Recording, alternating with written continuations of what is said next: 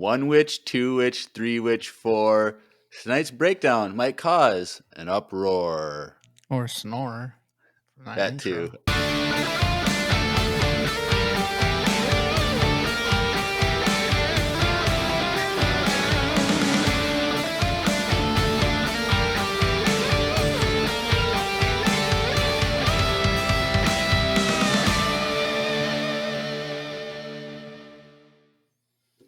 Everyone, welcome back to another Tales of the Empire-tastic episode of Empire Radio. I'm Jeremiah.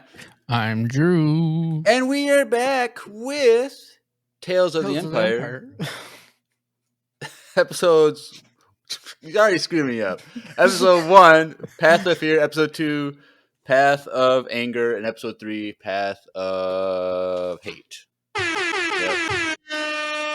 And Drew screwed me up in that whole thing. So sorry to our fans. If this is your first time, it usually goes a little bit more smoother than that. No, it doesn't. Most of the time it does. If it's really bad, then we just start over like a couple weeks ago. But no, wasn't that because that wasn't. That was due to internet issues, not screw up issues. No, that was your internet cut off. No, we're not talking about that. We're talking about intros. Anyway, whatever. All right. Before we jump into this breakdown of the Barris episodes of Tales of the Empire, we have a Q&A from last week on Spotify. Question was, if there was a Barris and Ahsoka show or book, what should they name it? So we got a few responses, not a lot, but Jonathan says, I am no Jedi. Nate Keeney didn't answer the question, but made a comment. He says, this is a hot take, but I don't want any more Barris content unless it was her as an Inquisitor. But after Tales of the Empire, that won't happen. I also don't like how they made her turn good so fast. Thank you. I'm sorry you didn't like the Barris episodes. I thought they were great. But moving on. Darth Bruno says, Friends of a Fallen Nature. Marina K says, my husband's answer, Redemption of the Fallen. My answer, Keepers of the Peace. Keepers of the Peace would be a good title for any like Jedi show before like they got corrupt. So I like that train of thought, Marina. And finally, Jacob with a K says, Gray Jedi and the Great Jedi. Which is kind of funny. Yeah. But yes, that was last week's Q&A. But we are here for the Morgan Elsbeth episodes of Tales of the Empire. Mm-hmm. So even though they were first in the show, we are doing them second because most people wanted to hear our thoughts on the Barris Offee episodes. So we did those first, and now we're going back to Morgan Elsbeth. Cool. Mm-hmm. Well, we might as well just jump into it because we got a lot to go over. But Drew, what were your overall thoughts of the Morgan Elsbeth story arc? I liked it a lot. I thought it was fun. I thought the second episode, it's been like a week since I've watched it. So I kind of gotta Bro. you gotta refresh. You should have rewatched it, dude. I know. The second episode though, I believe I didn't like it as much. The Thrawn episode? Maybe it was the first episode then. The first episode was the Clone Wars one on Dathomir. Yes. I didn't really no, I liked them all honestly evenly, now that I think about it. The Thrawn one was a little slower, but then like seeing Thrawn and all that stuff, it's still kind of like I still liked it. It was a little bit more lackluster though than we thought we would get of it, kind of, but I still really enjoyed it. But I really did like her development throughout all these 3 episodes. Like you knew like by the titles what she was going through at the time, and to see her fully developed, and then at the end of it, spoilers, but we found out like who called Ahsoka and all that stuff. So I really liked that. That wasn't Ahsoka. on the call on a comm. No, but like it led up to that scene when we see Ahsoka though, because they burn it down, and then Yeah, if you go watch like that Ahsoka thing, it just got done burning. well, I think it But was a big time jump, but I don't think it was. I think it was days. okay, we'll have to talk about that when we go over the episode. I don't see any evidence for that, but Yeah, I don't know. I really enjoyed it. I thought it was good, and yeah, I don't know. It was refreshing. I don't know. It was there. I had no expectations for it, maybe, and maybe that's why I enjoyed it so much. That there's nothing about it that I was like trying to see. Like the other one, like we knew that she like did this bad thing to Soka, and she went to jail and all this stuff and her development. And like that's why I thought it went a little quick. But then with this, like I had no expectations for this at all. Like it was just like, all right, we got more Morgan. Cool. That's dope. So I don't know. Now I'll give it to us, Jeremiah. I thought they were terrible. I didn't. Terrible? I did not like these episodes at all. It. I don't know. I was really disappointed by the first episode because Yeah, it was a little one bit more one disappointing. we thought that Morgan was the one fighting Grievous, which was not the fact. It was her mom, Well, I knew it wasn't. and Like the after the first trailer reaction, but then when like the teaser trailer thing, another one came out, you saw Morgan in the background. So then I already knew that wasn't going to be oh, Morgan. and the Dathomir battle was only like the first 4 minutes of the episode, and I thought it was going to be like a whole episode about that battle, Mm-hmm. and That's true. it was just kind of whatever. But you didn't like how she kind of became bad? Like she manipulated those people because she was so scared of what would happen to her? Well, it's fine, but it's like You didn't think it was a cool story arc? no. I thought it was Oh. kind of like I don't know. I just didn't really get it. Second episode, like I'm not mad that Morgan is the one who invented the TIE Defender, but like It's true. I I th- forgot about that whole thing. what do you mean? That's the whole episode. I know. I totally just like because I haven't seen it in a week. But yeah, that I was actually when I watched that part, I was like, Jeremiah's not gonna like this. Like it would have been better if it was Thrawn went to Corvus to see if he could use that planet to like get the resources, because that's like the whole point is like that planet is rich in resources that they can Mhm. use to build the TIE Defender. So it'd been cool if like Thrawn Thrawn just was there. went to her to like present I could see like that. a deal, but that didn't happen. And then the third episode was just completely pointless. Well, Like, I mean, it showed you how long she like wrecked this town. yeah, but like we knew that was already going to happen, Well, sure. and I don't know. like I thought it nothing, was nothing. It didn't add. The third episode didn't add any new information. no.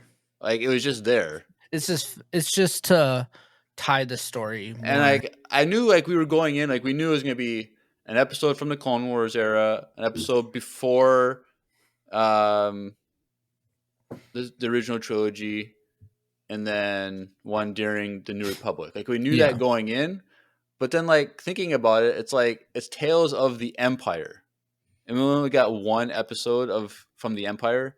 Sure, the second episode is her trying to like keep the remnants of the Empire alive with what she's doing on Corvus, but like In their defense, it's the shortest episode.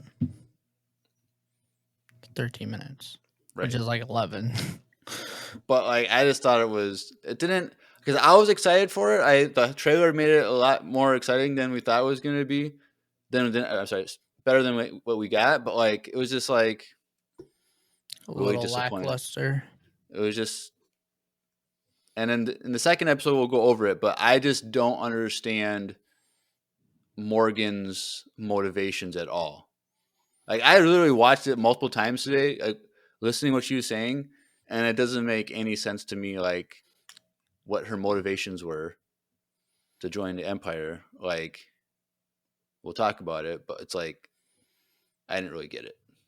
Now Mhm. the Thrawn part was the best part of the whole. Like And when it he was like shows up 2 minutes and maybe. like his speech of like whatever and Mhm. like that was like really cool, but it should have Morgan should have shined, and I don't feel like it did. Yeah. You know what's really funny? When I was watching like the first episode and I was like, excited for the dirt scene. Yeah. What's really stupid is that I was like, "Oh, it went faster." Like I remember it being slow motion, and then I like looked at the trailer breakdown. I was like, "Wait, it was fast." And then I was like, "Wait, no, our breakdown of this was slow because I had slow motion the dirt so much when we were Oh breaking god. it scene by scene." So I thought it was like a slow motion punch, but then it wasn't. So Oh when I was like god. watching, like, "Oh, that was actually not that cool.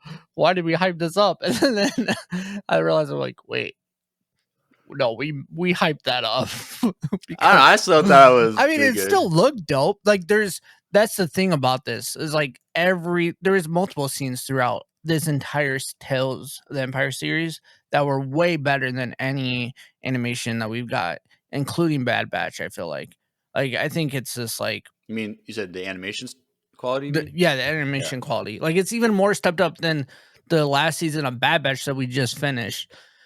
Like, I don't know what like, at some point, they're just gonna look like real people. It's starting to get. I agree with you, but it's starting to get a little like that dirt.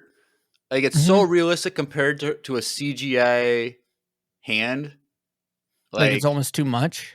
it's almost like It pulls you uh, out of it. it's like that. Remember that cartoon movie thing? Who Framed Roger Rabbit? Mhm. It's kind of like a cartoon pasted on top of live action. Yeah, It's yeah, yeah. kind of like Well, it's kinda like any for instance, episode 1 or any of that new CGI that they added to those older movies, like, A New Hope, like, it stands out because it's right, CGI, you know? But right, it's not the best yet, so it just stands out even more. It's like that, but reverse. It's right, so good that the animation stands out now because it's not as good quality. So it's right. kinda like doing the opposite. At some point, it's gonna catch up, but I think you're right. Like, at certain points, like, let's slow down maybe? I don't know. I don't know. But then I also like there's scenes though that you're like, "Nah, this is fire as heck." Like, the water Right, looks real and, like, it looks like right. I just watched the Avatar water movie, like, it's so good. So it's like, I don't know. Yep. We just need James Cameron to make a Star Wars Dude, movie. that would be That's never gonna dope. happen, but It'd it'd take be them cool. 5 years to do, like, the first 3 minutes of it. Yep. But isn't the other Avatar coming out, like, next year? Or Uh, 2026? it might be next year, 2025. I thought it yeah. I think it might be 2026. I think it was originally 2025. They said, but then I Chad, think help us out. they're delaying it to 2026, and then but since it's gonna be like 3 years in a row, there's supposed to be an Avatar movie. So there's like total of 5 movies, I think.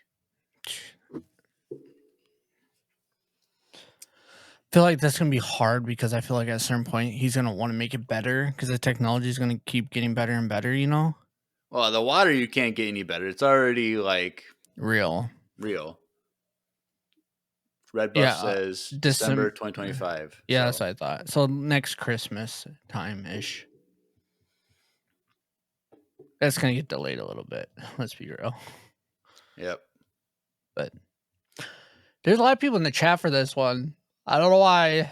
Well, it says Daddy Pelps doing a lot of comments. No, I'm But just saying like the number of people in here oh, is more than we thought last week was gonna really be popping off. yep. But yeah, the fourth one is 20. 2029. Yeah, we probably won't be here anymore. Let's be real. All right, Zombie apocalypse. zombie.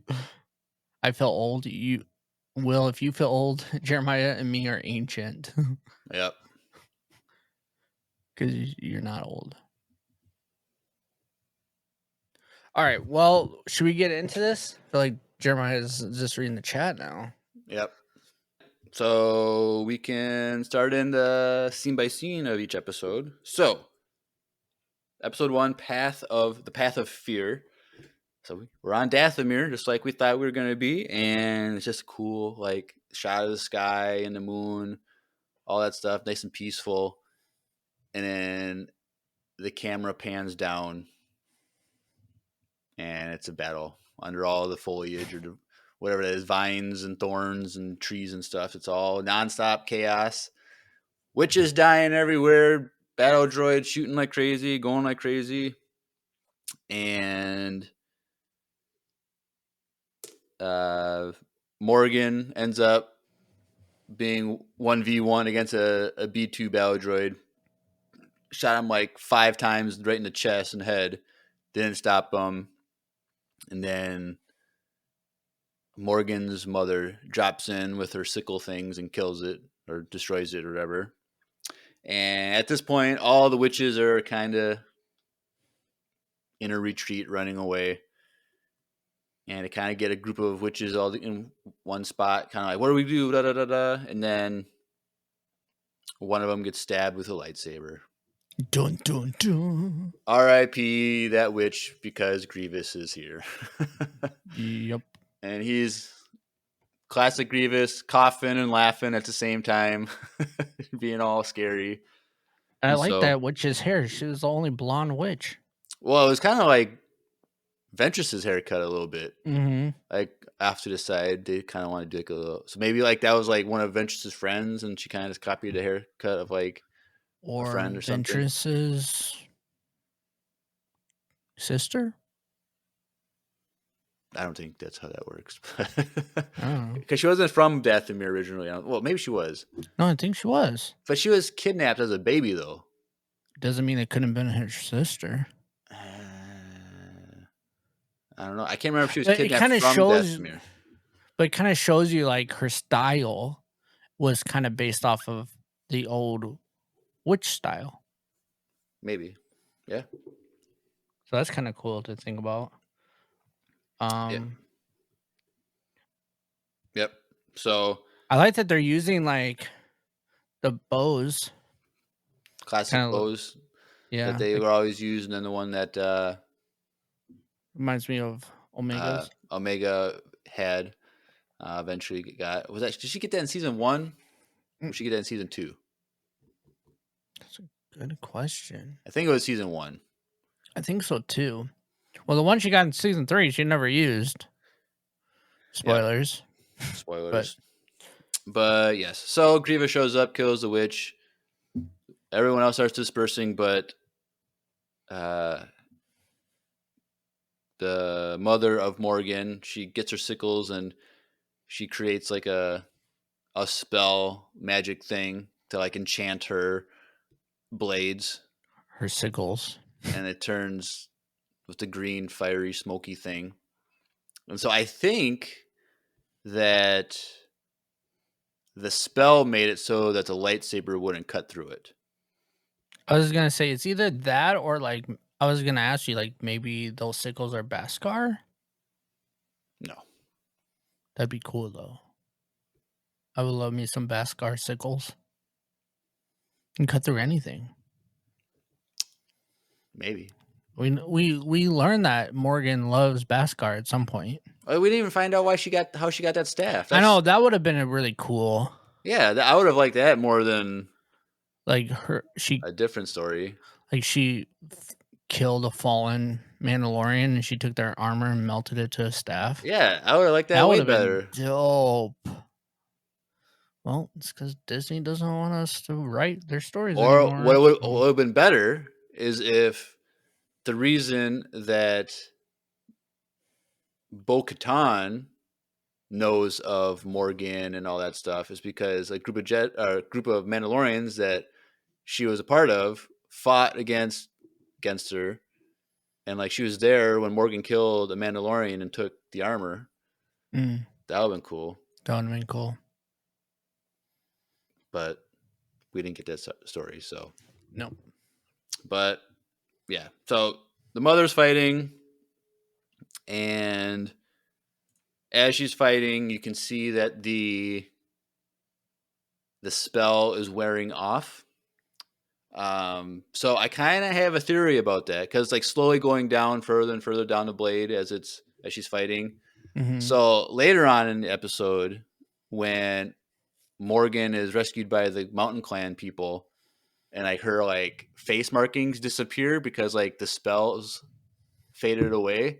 I Mm-hmm. think because so many witches were dying, like that was causing the spell on the sickle to like Fade. slowly fade on the Ooh, I blade. kind of like that. I don't know if that's real, but I like that. I think that'd be cool if that's what the deal was. Like how that works.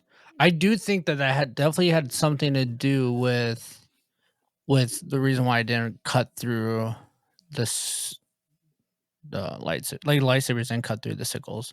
Like that definitely had that spell was probably what that was for. Because Yep, she'd even attempt to fight him before that, and then she puts them together, and then that's when she decides to go karate. And then she didn't realize that he had more than two hands. yep. And so they're fighting, blah blah blah.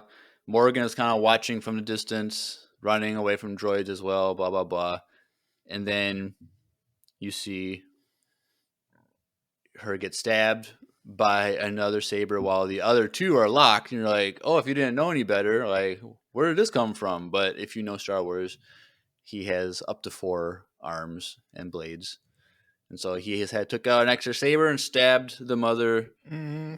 R.I.P. Mother. Kind of sad. And so then Morgan is on the run, and she's being chased by the commando droids. I always forget my droid names. Commando droids or whatever. And they're being on a chase, blah, blah, blah. She hides in a tree as one's like, As one so does. there's 3 of them. Like 2 keep running after her, but the one kind of slows down, is looking around for Morgan, a little bit more details. Um, and he then kind of like senses or something that she's up laying on top of a tree branch, shoots through the branch. She falls down. They're kind of whatever doing some hand to hand combat type stuff or whatever. Flipping and Yep, kung she fu. knocks the gun out of his hand, so then he has a blade, and she's trying to like grab the gun to shoot him, but that doesn't work. And then she just takes out a knife and boom, right in the head. Bam. And then because of all the chaos and all those stuff, then she's all exhausted. She collapses in the middle of the fire. She passes out. She just gets exhausted essentially. Yep. And so then the next day at sunrise or whatever, you just see some legs of people walking up to her and grabbing her. And then she wakes up inside a little hut thing. And you got some old ladies looking at her. He's like, don't worry, we're the Mountain Clan. You're in the protection of the Mountain Clan, blah, blah, blah.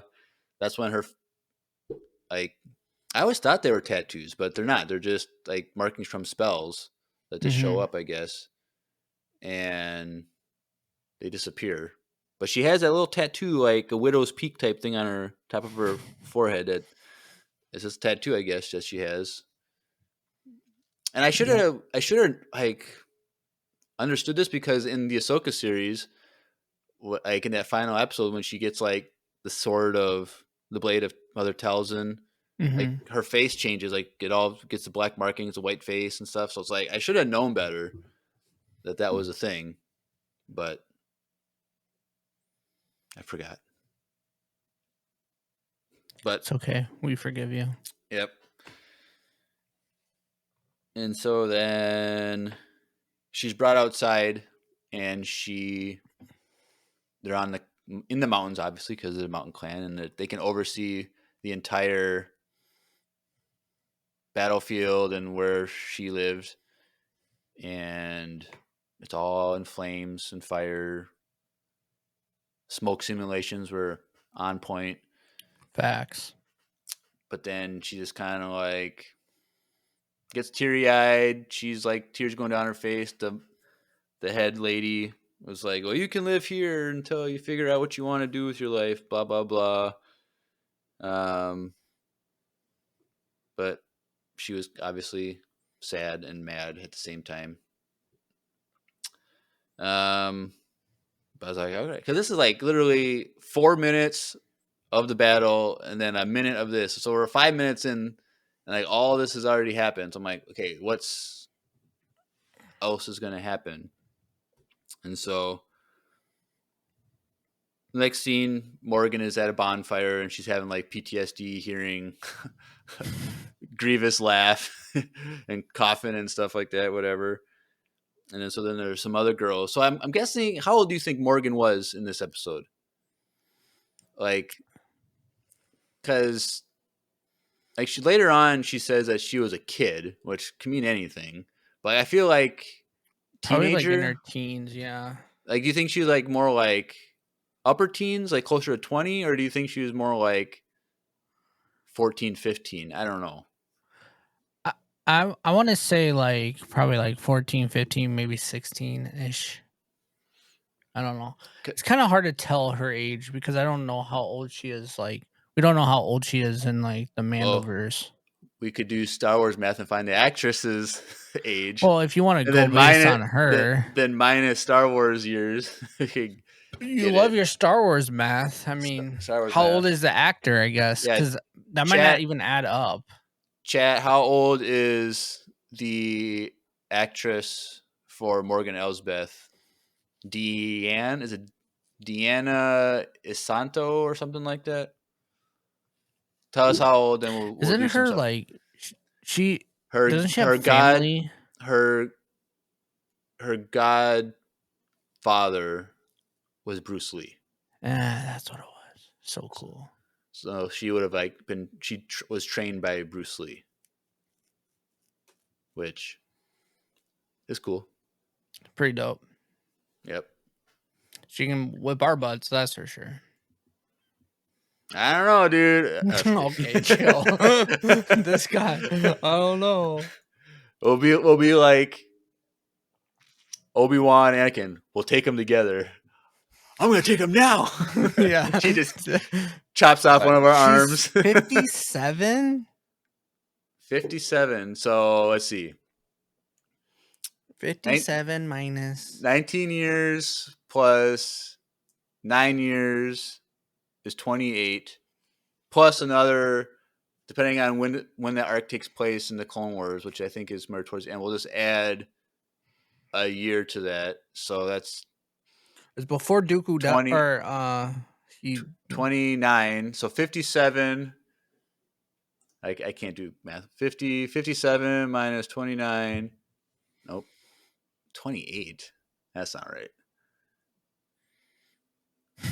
I don't know. I guess the actress is a lot older than her character is. But which is crazy. She doesn't look 57. You think she looks almost 60 in Ahsoka? well, she's 57 now. So when those two episodes, so Ahsoka and when Mando season 2 was filmed, it would have been 3 years less, 3 years younger, mid So 50s. I mean, 54. wouldn't it's not out of well, that's not that crazy, but her character's dead, so it's not like she has to like still be doing all those moves or anything like that. But No, I'm just saying like she just doesn't look physically she doesn't look like she's almost 60 either. I don't know. Makeup's pretty good these days. Okay, chill. This kid. But Okay, anyway, Jeremiah. anyway, Either way, Morgan, she's probably like in her teens. yeah, Maybe she's like 12. I don't think she's that young. She didn't look that young. I So mean, the way she was because fighting and stuff. I think she's closer to the age of like the other girls from the Mountain Clan, and they seemed like they were upper teens, early 20s. But she said she was a kid. Yeah, but we'll say like I'm saying 15. uh Let's just uh go with that. a, Because a she's the age of Ahsoka. How about that? That would maybe work. maybe she might be a little. I think she's a little bit older. She's probably like Barris's age. Which is what? She's between the ages of Ahsoka and Anakin. So Ahsoka is 5 years younger than Anakin. Daddy Anakin, pops in the chat. I consider 20 a kid, so that's because you just turned 30 and no longer in your 20s. yep. But yes, so Morgan, she's sad. She punches the ground. Great dirt, animated dirt. Best dirt, all of the galaxy by Yep. far. But yeah, so like we said, she was having flashbacks at the bonfire in the next scene. But then the other girls around her age that are the mountain people, mountain clan, they're kind of talking and they're kind of scared. Like, what are we gonna do if they return? Because we kind of learned in this episode that they don't have weapons. They're more like a pacifist type of thing. Um, and so the girls are scared that they're not gonna be able to defend themselves. But like the main girl, which her name is Nolly, like seems to be the daughter of the matriarch of the clan, and he's like, she goes to the mother and is like, "What are we gonna do if they come back?" And the mother's like, "You sound like Morgan Elsbeth. Like, Dang. don't let fear take over. Like, we'll be fine. Don't worry about it." And at this point, we're like, "You're not gonna be fine. There's nothing you can do. You don't got I weapons." mean, but and honestly, like, what makes you any different than the people that just died literally below you? Right. That's what we're thinking. Now, later on in the episode, like, oh, they would Oh have been yeah. perfectly fine. But we're with the daughter, like, what are you going to do type of thing. And so, but the mother's like, shuts that down. And then, next scene, she's like, "Hey, Morgan, it's hunting day, apparently. So you can go join Nolly and the hunting excursion."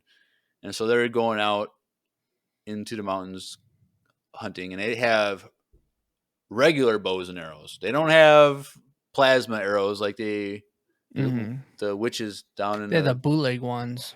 Yeah, it's just like regular sticks.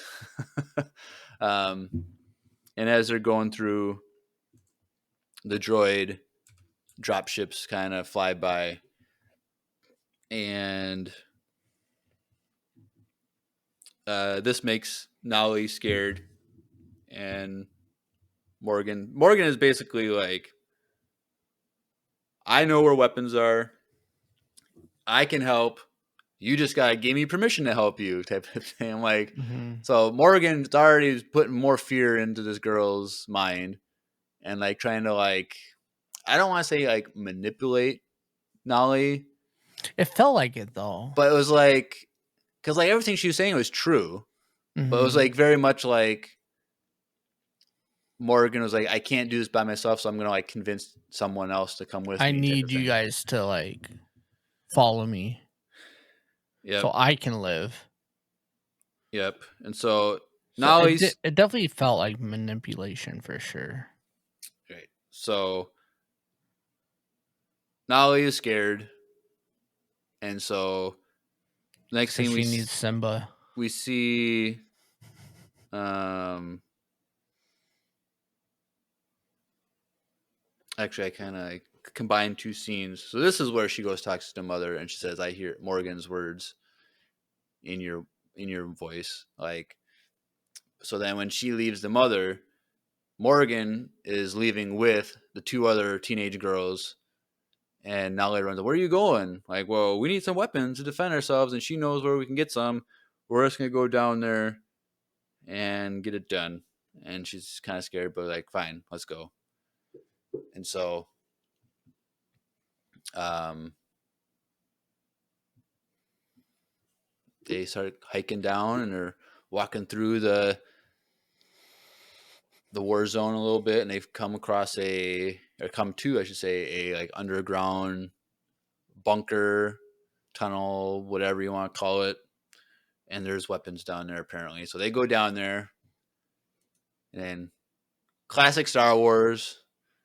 There's a probe droid or whatever they're called, reconning, going around, hear it beeping, and it sees them go down there. I'm like, this is not good. This is bad. And it goes to the mother, and she's up on the cliff, and she sees some ships, the droid drop ships come in, and she realizes because everyone else is gone, like the girls are gone. She's like, "What's going on?" And so she's like, "Okay, something's up." And so, but immediately it goes to the next shot, and the droid ships arrive, and it's no good. It's chaos. It's like these girls don't know how to use weapons because they've never had them. So Morgan's the only one. She found an extra pair of sickles laying around, so she's doing okay. But one girl gets shot and killed like right away, and then the Nolly girl, she gets shot, and B2 droids show up, and they're about to kill Morgan. Then something happens in the background. You turn around, and it's the mother. She's like creating this big giant white electrical force field around her, and it gets bigger and bigger and explodes, kills all the droids, kills the dropship. So it's like an EMP, I'm guessing, like electrical power. I don't know. Yeah, that's what it felt like.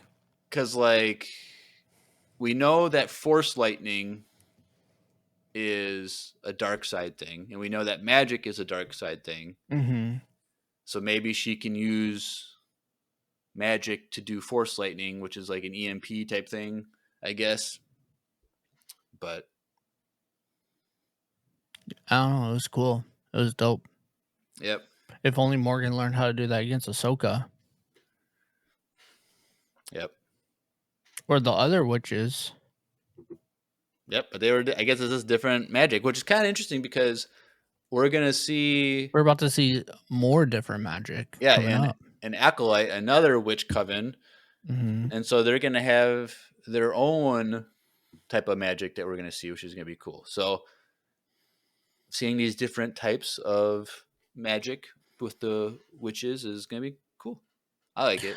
I think it'd be really sweet if they would do Tales of the Witches That'd be cool.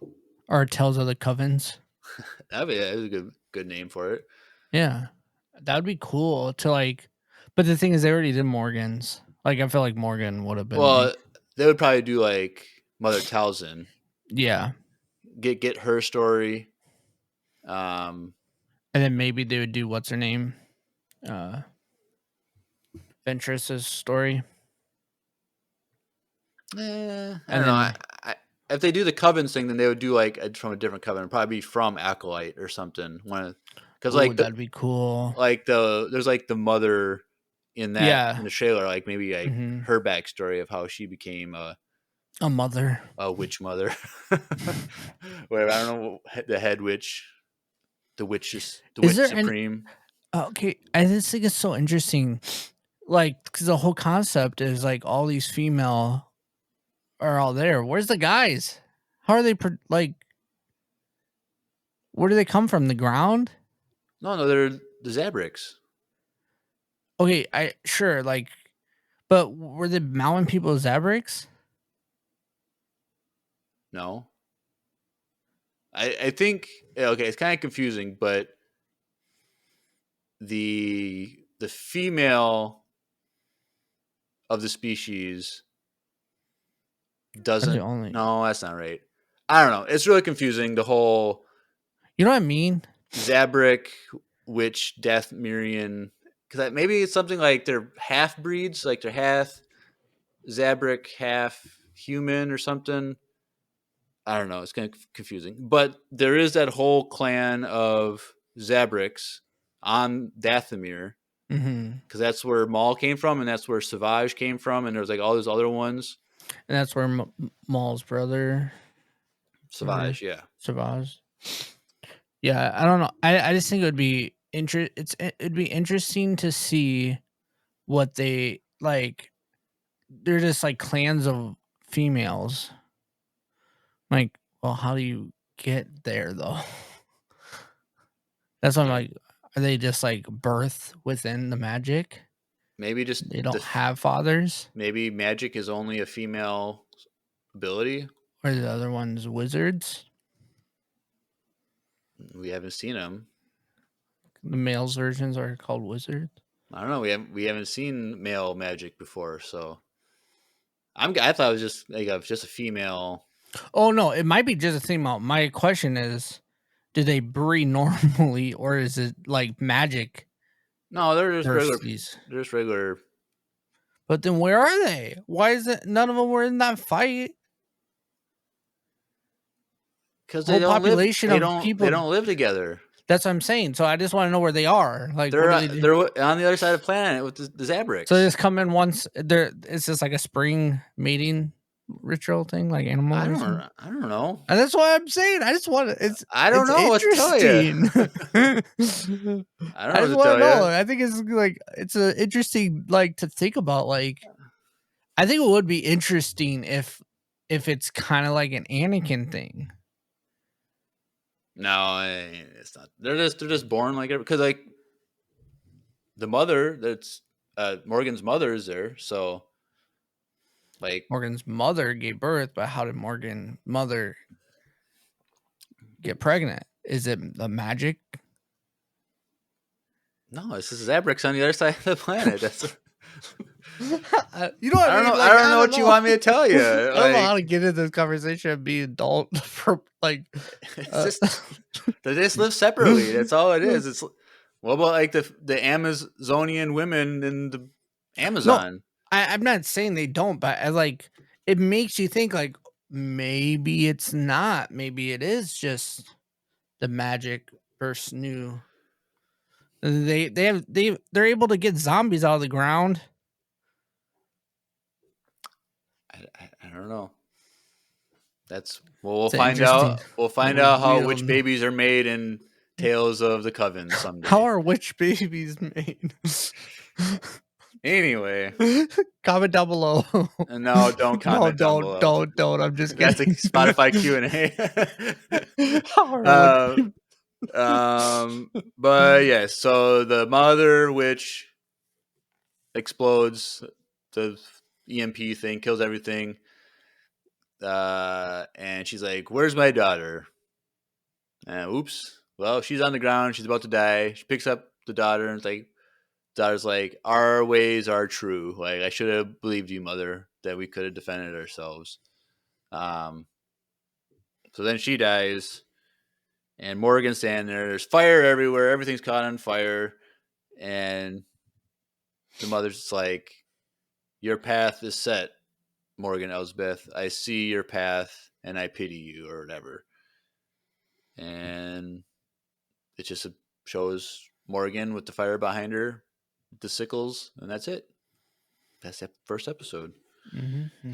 So that's kind of cool, but it was kind of like, I was gonna say the way you described the whole episode, it seemed like you liked it, no, I just talked about every scene. I had the same as any other episode and it sounds dope. Therefore, it's dope. I don't know, but like it's not bad I though. just, I just don't, but I don't understand. Like, does the daughter not know that they had magic?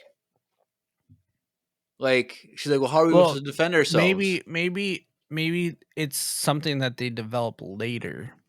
But like, Like they're shoots, younger, so like their coven only teaches them the ways of the witch later on. And it seems like this group of people use it to just protect themselves. Or like they don't use it the way the other people do it. Like they're not battle ready. They don't like, you know what I mean? Like they don't, it feels like this coven is more like self, like we just work, they're like they just work on the land. They're just a farmer coven.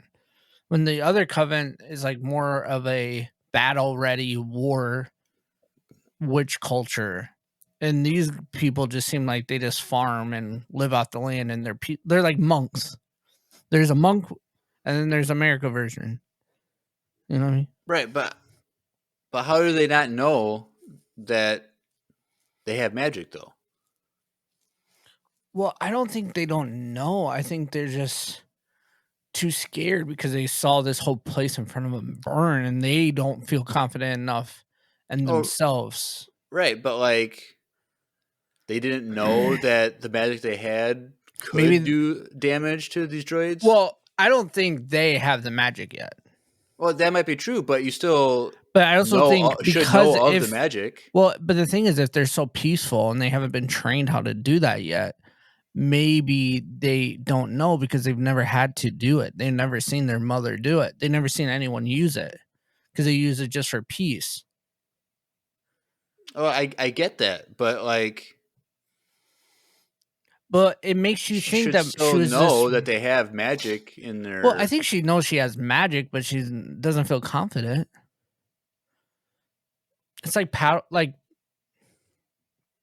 I don't know, it's just like Padawans, like just because they have the force doesn't mean they're confident enough to use it properly.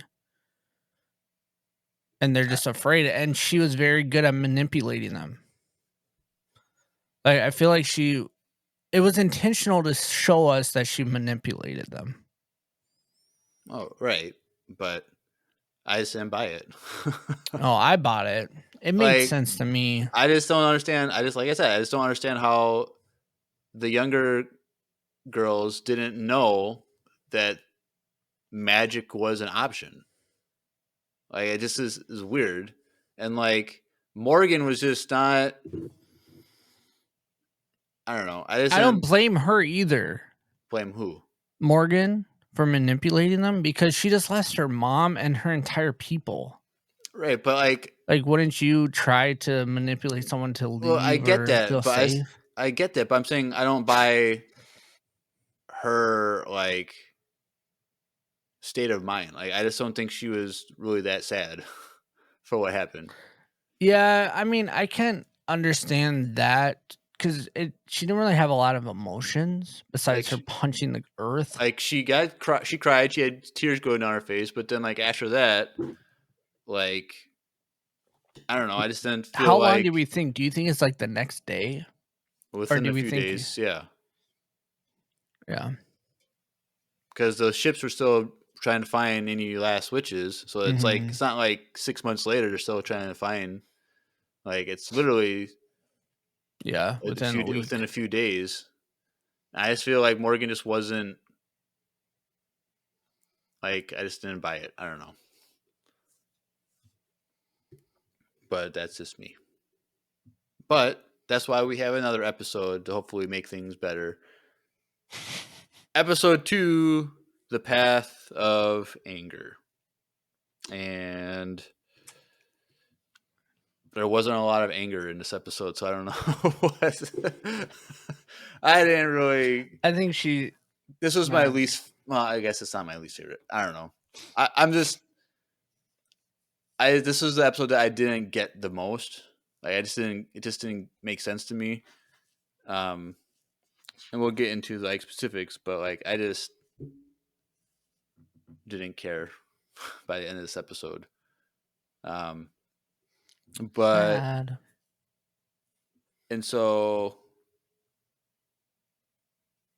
episode starts out we're on Coruscant, and we see some of the like a major fleet of the Empire, and so I'm kind of confused with the timeline on this one because like I have my theory that I will die on a hill on that Thrawn was in exile for 12 years and he didn't join the Empire until like 12 years into the Empire. But like I'm terrible with my Star Wars ships, but like you had one Star Destroyer and then you had four which looked like the Republic cruisers, Hmm. which maybe there are Imperial versions of the Republic cruisers that were still like I don't know. I mean, how would we know when they fully switched out? It could have took 12 years. Could have or longer, but I just don't. I just recognize that ship as a Jedi This is cruiser like or Republic really. cruiser. I But mean, like, you've read all the Thrawn books, right? yes, So we've we did we've break done down them. all of them, but like it's kind of one of those things where it's like Yeah, like he's very new to the Empire, and the Empire is still pretty new too. Because he's not like a Grand Admiral Right, but I'm still saying he didn't join Empire till 12 years in. to the Empire. Oh, do we Right. know that though? That's my theory that you and Andrew vehemently disagree with me on. I will die on a hill. My Star Wars math reading that first Imperial era, because there's a thing that the first ship that Thrawn is appointed to after, because he was fallen out of exile, he went to Imperial Academy with Eli for like 2 months or whatever it was. Then they Mm-hmm. both got appointed to their first ship, and it says that captain of that ship graduated from an Imperial military academy 12 years earlier, which would imply that the Empire is 12 years old at least. Mm-hmm. So that's my thing. But like, just going back to the episode, I don't know those other four ships. They looked like Jedi cruisers or Republic cruisers, whatever you want to call them. And I don't remember seeing those like during Rebels or like later on. Maybe I'm wrong. I'm just missing it. Well, but by the time we get into Rebels, he's already Grand Admiral. Right, which is season 3, which is like 2 years before episode 1. Or, sorry, episode 4. Yeah. So it's like, and season 3 is when we get introduced to the TIE Defender. So it's like Yeah. this episode seems to be taking a place during the time of Rebels. But again, like I say, that ship, those four ships, Yeah, it's look true. like I forgot about they're that more part. from the Republic. But again, like I said, I don't know my But ships that well. but he also wasn't a Grand Admiral then. So Thrawn might have had the idea of the TIE Defender via through Morgan and then it like push it out until later on. Right. But I think So maybe this is like the first season of Rebels. it's, Or it states in the books like his ranking up. But like he was appointed Grand Admiral just before the events of season 3, right? Because literally, like the first that Thrawn book, like at the end of that book Mhm, is like when he gets promoted, and that's the promotion that we get heard of in season 3 of Rebels at the very first episode. So mhm, it's like that's when he became Grand Admiral. So this is just before season, because obviously because we see like prototypes of the TIE Defender in Rebels, so it's some time has passed for them to actually develop them and make them and stuff. correct. So it's I think it's like probably Rebel season 1, maybe Rebel season 2. right And because because he's newer, his backup ships are kind of old still, maybe which kind of would make sense, you know? maybe I think there's some times where didn't Dave Filoni though like oversee this whole thing? yeah. So he shouldn't have messed up some. I just feel like sometimes they just like add some things and it kind of messes up with the whole. Yeah, All of Jeremiah's math just goes out the window like all of a sudden. Like, but like but if they're just having a model of ship that's the same as similar to Jedi cruisers, then that's fine. Or if they're just still using them, that's fine. I just don't know. That's my whole point. And, yeah, and it'd be so, nice to figure out the name of these ships. um, Bootleg Cruiser A B. but yes. So, The Path of but there is one Star Destroyer which we know the first Star Destroyer that we see in canon was at the very end of season 3 Rebels or of Bad Batch. Bad Batch, like the second to last episode or whatever it was, or Mm-hmm. third to last, or whatever it was. Grand Moff Tarkin had it because he's Grand Moff Tarkin. He can do whatever he wants. Mm-hmm. Um, If I but can't spend the money, no one's spending money. Essentially, basically, but yeah. So on, it's implying that on like the Star Destroyer or whatever, Morgan Elsbeth is giving a presentation on her idea of the TIE Defender, which is the main project that Thrawn is pushing in Rebels and in the books towards the end of the books. And so I said it earlier, I was kind of disappointed that this was her idea because I always assumed it was Strawn's idea, but I guess it probably never said that. He was just trying to push the program and get funding for it and stuff. Yeah. I don't think it ever said that, and two, it's kind of one of those things where like he's gonna do what's best, and then that's why he recruited her because he saw that this idea was the best idea. Right. So she's just explaining the specs and what it can do, blah blah blah. And then so there's a guy, what's his name? I wrote it down somewhere. I don't know where it is. Isdane, Grand Moff Isdane is like the guy that says, you know, there's a lot of buzz going around about this idea, and that's why we wanted to talk to you about it. But at the end of the day, it's too cost effective, blah blah blah. It's like too expensive, blah blah blah. Pretty much, Tarkin said no. But like she says, like because he says like, how are you gonna like fund this and do this? She's like, well, I have a planet on Corvus which is rich with materials, and we can put a factory there, and we can reduce costs because we can just mine and stuff from this planet and keep everything there and get it done there. But like it wasn't good enough, and so this Dane was like, we like the idea, but we don't care about it really, blah blah blah. But your planet's resources, we do like that, and because we're the Empire, we can do whatever we want, and we'll be at your planet in a few days, and we're gonna start stealing your resources, basically, which she gets upset about. Everyone leaves because the room there's like, I don't know, like a dozen people there or whatever, 20 people there. So everyone leaves, and she's there by herself. But somebody comes knocking or come walking up to her, and is like, "This is interesting." And who is it? It's Pelion, which he's referenced in Rebels finale.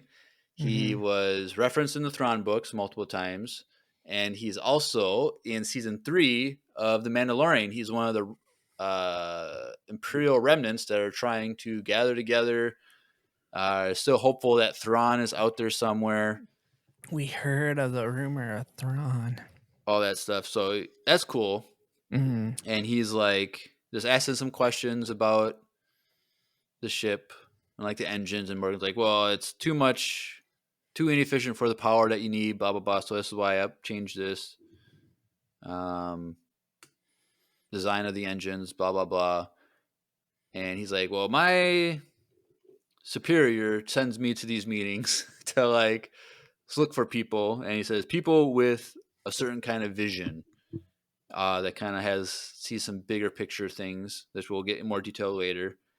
And he's interested in, and he's like, but why do you want to do this? So like at this point, we don't like, she's not part of the Empire, like she's not like in the science department or the Navy or anything. No, it just seems like she's trying to She's just a get on their good citizen side.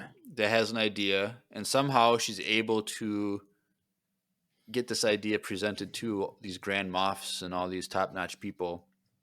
But he asks, like, why do you want this? And she's like, oh, for the glory of the Empire, of course. And he makes a little face like, right, okay. But he's like, all right, whatever. Um, so that's that. And then she leaves and she flies to Corvus, and she's flying a gold ship, which I think is the same ship that we see in the Ahsoka series of her flying around, that cool gold, all Mhm. gold ship, all that jazz.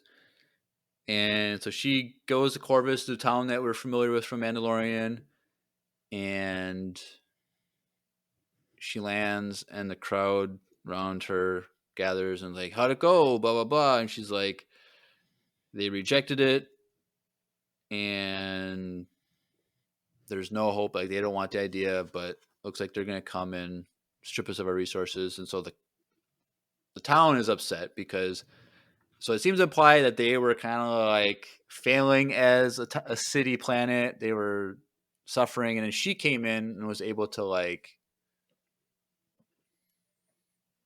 like whip them into shape, I guess. I don't know. Like it doesn't really explain exactly what she did, but she kind of helped them gain resources and build their town and build a little bit of wealth. And they're like all sacrificed for her, like they trusted her, but now she hasn't been able to deliver on her end, and they're gonna seems like they're gonna lose everything. So everyone's all angry at her for all that jazz. And one of the guys in this crowd is named Wing, and he's the Asian guy from the Mandalorian episode. So it's cool having him. The one that no one liked. Who didn't like him? Huh? Who didn't Well, the like one who? that talked all the crap about Thrawn, right? No, wait, no, that's the other Asian. Never mind. The other Asian? What? Yeah, Who the are you one talking about? Imperial. No, that he wasn't. He was the Imperial, the New Republic dude that was like hating on. Uh, I don't remember. What I'm show talking are about you the talking wrong about? guy. I don't remember now. They're all coming together as one show. I okay. Either way, it doesn't matter. But yes, this dude So that was in the Ahsoka show yep. So he is there, or and Mando. so they like made him look pretty good. He looks more like the Hmm. actor than Morgan looks like. Honestly, yeah. Like it is what it is, I guess. But I was very recognizable, and that was the same. The Voice voice actor actor too. was the actor as well. And so then we Yep. should say in this episode and the next episode, Morgan is voiced by the same Morgan. actress. So Yeah. that works out. Morgan is Morgan. Um, And Thrawn is Thrawn. so then the next scene goes. So then she like walks into the middle courtyard thing that has Mm-hmm. all the like the nice plants and stuff like that. Because at this point, it's the forest moon of Corvus, and so it's the forest. So we see the forest because in Ahsoka or in Mando, it's all burnt down, but the planet still seems to be prosperous to a certain degree as of right Mm-hmm. now. So next scene, it's at night, and Morgan is on top of the wall by the bell, like where the big giant bell thing is, and the crowd is still yelling at her, calling her a witch, and blah blah blah. Like it's cool that they know that she's a witch because they keep yelling at her, calling her a witch. Um, but she's up there. She's talking to. Was that a droid or was it like a guard? I can't remember. I It think it was was a a. droid. But she's just talking about like, what am I gonna do? Like they're gonna turn on me. They don't trust me. Like, what am I gonna do? Type of thing. And then you see the camera shift and like you see something jump over the wall, like Mm-hmm. up on top. I'm like, what was it? Okay?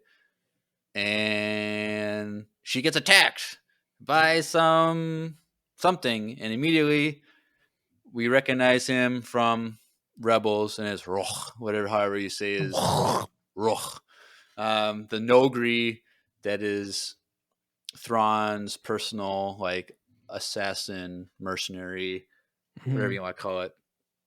And so the droid or the guard that was with her throws her that Beskar spear that we were familiar with, and so they just start fighting.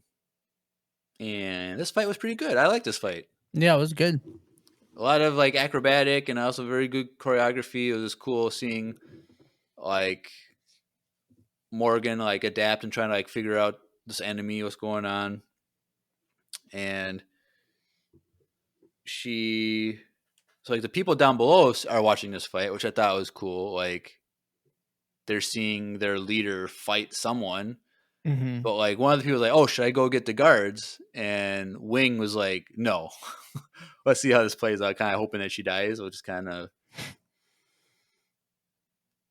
not Dark. dark, but it's also understandable. Like we want this lady out of here, type of thing. Mm-hmm.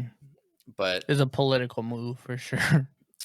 um, but they're fighting. They're fighting. At one point, she gets thrown on the ground. Her spear goes rolling away, and she's about to get killed by Roch, and she like dodges, she hits the ground because he has like this big giant like sword. Like I don't watch anime, but I'm like that's an anime sword right there, like a big giant California Saber. California saber sword.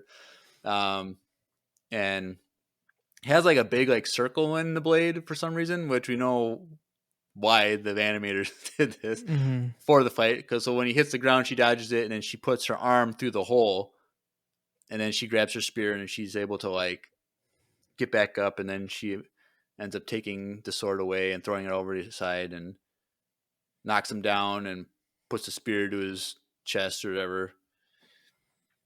And then Captain Pelion is standing there. All right, enough of this. We were just testing you. Calm down. Like that's one crazy test. Like Test. what if she lost? Like that doesn't mean And that she doesn't like have a good idea for a TIE defender. well, it just means they can just steal the idea completely. And they don't have to give her any credit for it. That too. But she's just like, yep. Or he, oh sorry, Pelion was just like, yep. It was just a test. We just want to see how committed you are to things. Like how are you really a passionate, strong person, or are you just kind of like a weak person that's just trying to like take advantage of the empire to survive, type of thing. Blah blah blah. He walks away, and she's just standing there. And then that beautiful voice comes out of nowhere. Voice of an angel. Voice of an angel. Admiral Thrawn, not Grand. He's an admiral. Admiral Thrawn is there, and he just starts talking, and he's like, basically, I know the stories of the witches of Dathomir and what they're capable of, and I wanted to see it for myself. And she's like, takes her spear and is like, what, you want to go too? Like, calm down, calm down. Just it's about admiration and all that stuff. Like I'm appreciative of it. Like I've read about you, blah blah blah. And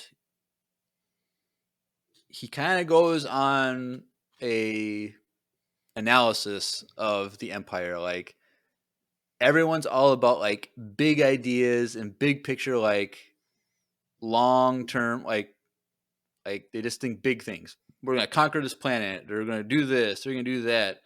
But like when it comes to the smaller details, those get overlooked, and because they don't look at the small things and the short term things, that causes weaknesses that are gonna cause the empire to eventually fall. And Morgan mentions, oh, like the rebellion, implying that it's during the time when the rebellion is starting to gain traction, because it's not till again season 3 when of Rebels when the Rebel Alliance is established, but obviously there's pockets of rebellion all around the galaxy that she's aware of, and so it's like these pockets of rebellion are not being checked, and these are going to lead to the fall of the Empire. And so Thrawn's like, basically, yes, but I'm not like that. I see the bigger picture of things of how little ideas and certain have people having certain visions or because everyone he recruits has a different way of thinking that can look at things from a different angle, and he thinks that Morgan is one of them. And uh, he criticizes Moff Isdane, which was the guy that rejected her ideas, and was like, he's just in it for power. He doesn't know. He's just there. Like he doesn't know what he's doing. He's just too big picture type of thing of, or not big picture, but thinking big ideas of domination to realize what's important. And so he then asks, like, I'm going to ask you again. Like Pelion asked you this, but I knew you were lying. But what is your motivation for having imperial favor? And this is where I didn't understand her motivations at all, because she's like, I want revenge. And then she's like, but I want power and influence to defeat my enemies, and my anger gives me strength, and this anger is what I offer the Empire. But I'm like, revenge against who? The separatists. Right, but like they don't exist anymore. Like it was Grievous that led the fight against them. He's dead. Uh, the separatists don't exist. Like, who is she seeking revenge against? Like, is it just revenge against like powerful people in general, or so she wants to gain power so they don't have power over her? I Yeah. I I think just it's more or less because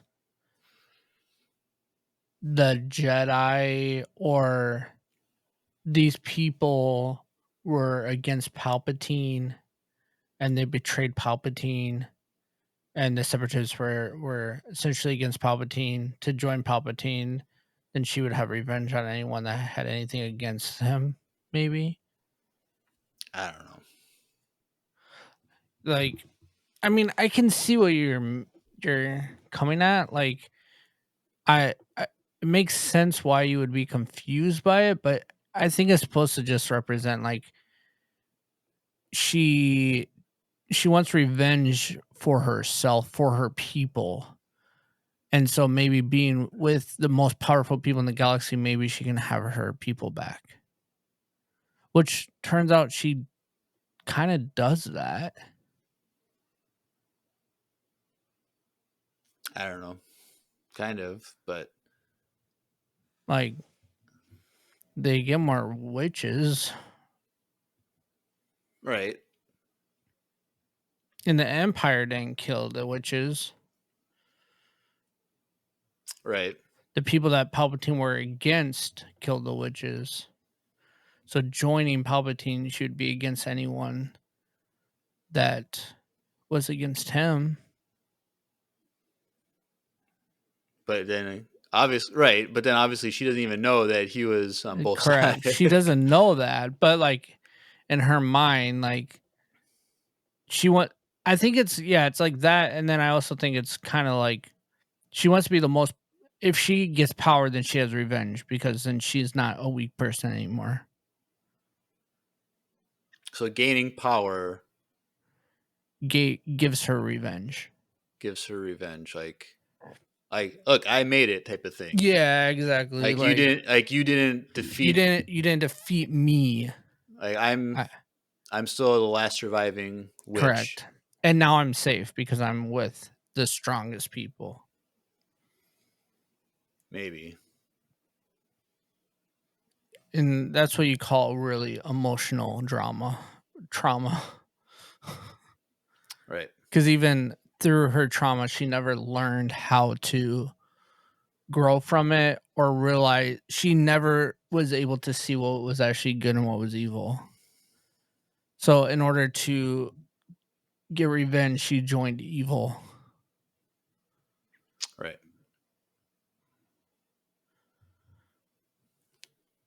I don't know. Maybe. Kind of makes a little sense. But like even then it's still vague. No, it is. But like cuz I like we'll talk about it in the next episode, but like she mentions like she's received a vision of something. And I think that's the witches in the other galaxy that we see in Ahsoka, like calling to her, because like they say that like they spoke to her through dreams and stuff. Hmm. So like it would have been nice if that was impacted in this episode and then in the next episode, like where you see her, she wants She like wakes up from a dream or something and she wants revenge for her people. that, or And just like trying to like she wants the Imperial, kind of like Thrawn is using the Empire to protect the Chiss ascendancy. not to actually be part of the empire, essentially. Right, because he talks about how it's gonna fall eventually and it's weak. Hmm. But like and so like he's yeah, sure at the end of this episode he says long live the Empire. But it's like he's just saying that like I'm just using it for my own means. And I think that's what she's doing. And I think Thrawn knows that. Right. And turns out Thrawn goes to the place where her sisters are, Right. like where her So people are. So it kind of like if she's seeing these visions of what's gonna happen, joining the Empire, she's gonna see that that might be her way to get them back. But I feel like the vision, she didn't receive the vision until The next, the next episode, like post war. But we'll talk about that in a second. But anyway, the episode. So she gives like this anger is what gives me strength, and this strength is what I offer to Empire. Thrawn says offer accepted, and they turn around and there's 3 Star Destroyers right there, and she's like, "Oh, is that Grand Moff Istane?" And he's like, "No, those are just a few of my ships available at your disposal, effective immediately." Like, oh, already giving her all this power. Okay, so this is where the TIE Defender program begins. This is begins. when the fun begins. Yep, and we should mention then, like, as these destroyers come in, Wing and some other people down are like, well, "What does this mean? Is this a good thing?" And Wing's like, "No, this is bad. This is not good for us." So, Because he realized that it was only benefiting her, not actually their people. right. He saw through it. Yep. His character is really cool and sad. Yeah, I like him. Well, I guess not sad, right? Because he doesn't die.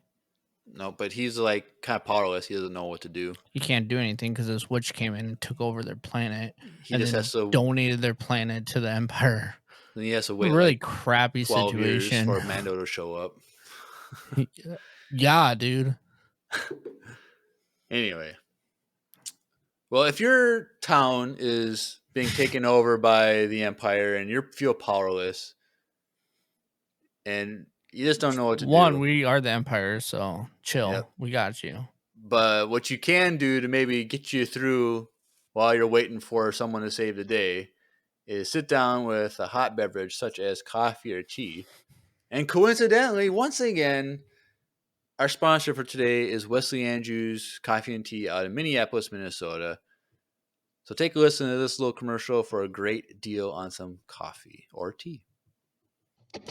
Hey everyone, Andrew here. I'm pleased to tell you that the sponsor of today's episode is Wesley Andrews Coffee and Tea. If you don't know anything about Wesley Andrews, you definitely should. They're an award-winning coffee roaster and shop in Minneapolis, Minnesota, and they make fantastic coffee. The awesome thing is that whether you live in the Twin Cities or not, you can get their coffee beans delivered straight to your door by ordering them online. They even have a subscription service that ensures you never run out of amazing coffee. If you've been looking for some new coffee to try or a way to elevate your normal coffee routine, now's your chance. Head over to wesleyandrews.cc, use the code EMPIRERADIO, that's with a capital E and a capital R with no space at checkout, to get 15% off your first purchase of any bags of coffee or a coffee subscription. I can't think of a better deal. Get 15% off some great coffee, support a small business, and support your favorite Star Wars podcast. In the words of Emperor Palpatine, do it.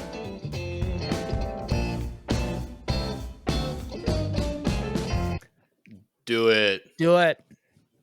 All right, cool. Well, last episode is The Path of Hate. And Jeremiah hated it. yeah, this was like, it's interesting, but it's also, it's like all these episodes, like there's a good premise, but it falls short. It falls short because there's not enough like connection to it. There's not enough like development of things. Like, we can see an animated, they can take a 20-minute episode and make it feel like an hour, and we get so connected with the characters. Honestly, I felt like this entire Tales all felt lackluster. Well, I know you didn't really like the Bear stuff as much as me. I felt like the Bear stuff for me was just not it. And none of them felt long either, to me. Right. Once you look at Bad Batch, there's the shortest episode was episode 2 of the final, or the last episode, the second to last episode. And that felt like just as long as the last episode did. Right.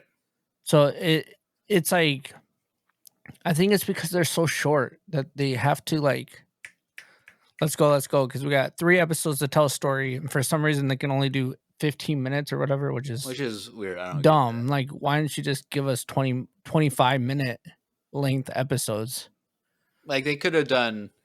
I'd rather have like 4 30-minute episodes. 100%. Or even 3 30-minute. Because, like, all these last episodes, or this last episode is 13 minutes. And then there was ones in the Bears one that was like 12 minutes. And it's just like, why? Like, you don't have a TV time. Like, we've talked about this before. Like, they don't have like the second Bears episode is 12 minutes long. But why? I don't know. Like, these stories, you could go way more in depth in and like slow it down a little bit, and it would be just as impactful. I think it's just a money thing. Like they're getting us. They are given like every minute costs so many $1 million to produce, and they're given a certain budget. Mm. So it's like I said, like I think last week, like if they didn't do like a full length animated series like Bad Batch was, like 15, 16 episodes, if they just did these ones, they could then do 30-minute episodes and just spread them out throughout the year. Like here's 3 episodes here, 3 episodes here. Like they could do a lot more, I feel like, but it's hard to sell merch on 3 episodes of a character and then rather than 3 seasons of a group of characters. So, Facts. but that's just the way things work. But anyway, Morgan, episode 3. So we're on Corvus again, and there's still a bunch of trees, but it's looking a little smoggy on the planet. It's not as bright. It's not as clear sky. It's a little bit smoggy, and you can see that all the people in the town are just a little more sluggish, more depressed, more impoverished. Just like noticeably different, but it's not like terrible, but it's not good. And I then we mean, see, it doesn't look like they're eating much. It looks like they're working a lot. yep. It looks bad. And so then we also see the HK droids in the town as well, which last episode I don't think there were any, but Mhm. here, and so we see these HK droids in the Mando episode here. So I think we did see it in the last one because remember she was talking to it. oh, is that who it was on that bridge Yeah, or on the ledge?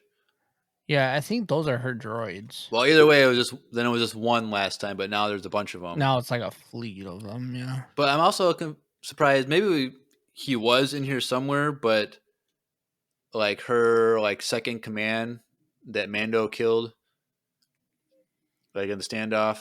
Remember that guy? The Yeah. No, sheriff, like the we didn't see him in this show. unless he was like one of the village people, and I just Mm. didn't notice. Like he ends up getting recruited later on, but I don't know.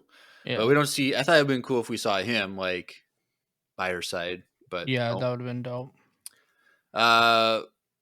But we then see a New Republic ship fly in and land outside the gates. And a lady walks off, and it's a character that we saw last episode. She was one of the villagers, and so she was there with like Wing and stuff. So she was one of the people to like, express their discontent with Morgan when she came back from her meeting, all that stuff.